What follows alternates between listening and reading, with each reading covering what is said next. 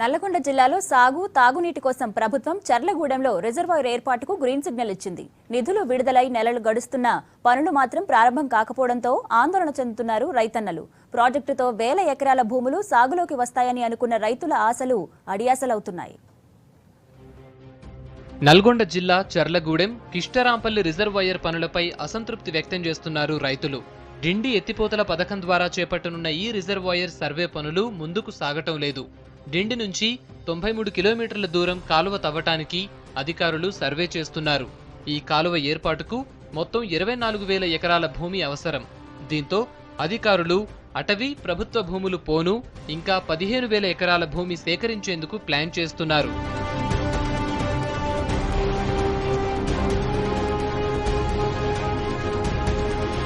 డిండి ఎత్తిపోతల పథకానికి ప్రభుత్వం 6,190 కోట్లను కేటాయించింది.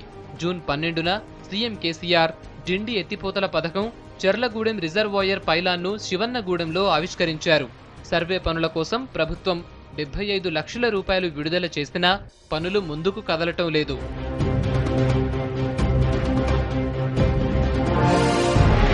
రిజర్వాయర్ నిర్మాణ పనులకు ఒప్పుకోవటం లేదు చర్లగూడెం రైతులు. ఉన్న కాస్త భూమి కోల్పోతే తాము బతికేదెలా అని ప్రశ్నిస్తున్నారు.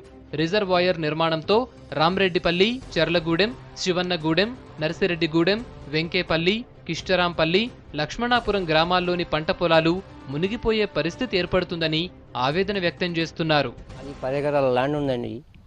10 ఎకరాల ల్యాండ్, 6 ఎకరాల తోట ఉంది, 4 ఎకరాల తరిపొలం ఉంది. మా పిల్లలు చదువుకుంటున్నారు. మీకు రిజర్వాయర్ మీకు కావద్దని అంటలేము, కానీ మాకు నష్టపరిహారం ఏలాగా కట్టిస్తారు, ఎట్లా కట్టిస్తారు? మాకు 10 లక్షలు కట్టినా మా జీవితం కూడా బతకని పరిస్థితి ఉంది. మాకు ల్యాండ్ తీసుకొని ల్యాండ్ ఇవ్వాలండి. మాకు ఊరు పోయేటట్టు చేస్తే ఊరు పోయేటట్టు మాకు ఒక ఇల్లు రూపకం కూడా చేయాలి. మాకు ల్యాండ్ ఇల్లు రూపకం చేయాలి. మాకు ల్యాండ్ ఇప్పించాలి. ఎంత పరిస్థితులనైనా మేము ఈ భూమి మీద ఆధారపడి బతుకుతోళ్ళమేను. మేము ఎక్కడ పోయినా ఎకరానికి 10 లక్షలు ఇచ్చినా మేము ఎటు పోయి బతకలేము సారు.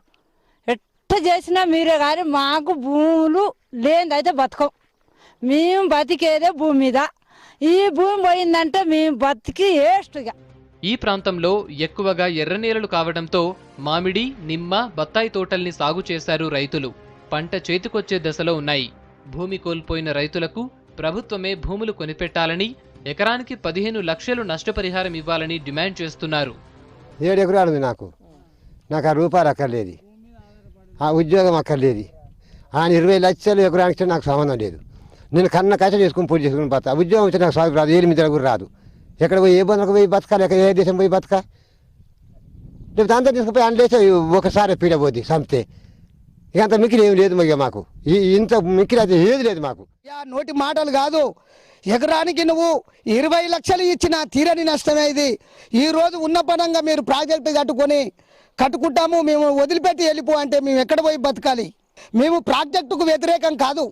నల్గొండ జిల్లా ఫ్లోరిస్ బాధ్యతలు ఎక్కువ ఉన్నారు కాబట్టి స్వచ్ఛందంగా మేము ఇచ్చడానికి సిద్ధంగా ఉన్నాం. కానీ మీరు మా కరెక్ట్ హామీ ఇవ్వాలి. ఇల్లు ఎవరైతే నిర్వాధితులు ఉన్నారో ఎస్సీ ఎస్టీలు ఉన్న వాళ్లకు 3 ఎకరాల భూమికి పంపిణీ చేయాలి. ఇల్లు ఉన్నటువంటి వారి రైతులందరికీ భూమి రిజిస్ట్రేషన్ చేసిన తర్వాత, మీరు నిరుద్యోగులు ఎవరైతే ఉన్నారో వాళ్ళకు ఉద్యోగాలు ఇచ్చిన తర్వాతనే మీరు ప్రాజెక్టు కట్టుకోవాలి. ప్రాజెక్టు నిర్మాణంలో భూములు కోల్పోయే రైతులకు ప్రభుత్వం నష్టపరిహారంపై స్పష్టమైన హామీ ఇవ్వాలని కోరుతున్నారు రైతులు.